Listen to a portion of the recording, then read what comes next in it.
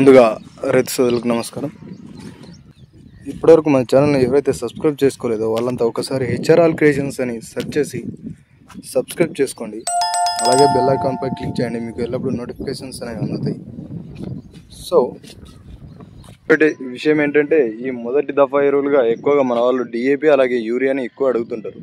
So అది కాకుండా దాని ప్లేస్లో 28-28-0 ఇది ఏంటంటే, ఇప్పుడు మనకి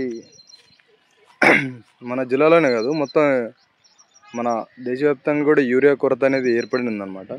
సో దానికి రీప్లేస్మెంట్గా మనం 28-28-0 అంటే ఈ నైట్రోజన్ ఫాస్ఫరస్ ఈ రెండే మన వాళ్ళు వేసేది. సో ఈ 28-28లో ఈ రెండు పుష్కలంగా దొరుకుతాయి. ఈ యూరియా అనే బస్తా అయితే అవసరం లేదు, 28-28 బస్తా వేసుకుంటే సరిపోతాయి. ఒక ఎకరానికి వచ్చేసి ఒక బ్యాగ్ వేసుకుంటే ఇంకా యూరియా వేసే పని ఉండదు అనమాట.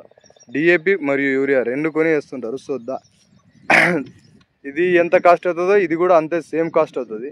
బట్ కాకపోతే ఇవి మీరు 1.5 బస్తా వేస్తారు, ఇది ఒక బస్తా వేస్తారు ఒక ఎకరానికి వచ్చేసి. సో ఇదనమాట విషయం. ఇంకోటి ఏంటంటే, ఈ యూరియాలో వచ్చేసి నైట్రోజన్ మాత్రమే ఉంటుంది. సో ఆ నైట్రోజన్ అనేది మనకి 28-28-0లోనే ఈ నైట్రోజన్ 28% అనేది ఉంటుంది. కాబట్టి ఎటువంటి యూరియా కానీ మనం సపరేట్గా వేసుకునే పని లేదనమాట.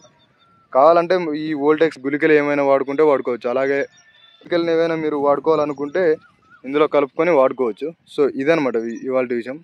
ఇంతటితో సమాప్తం. నమస్కారం, ధన్యవాదాలు.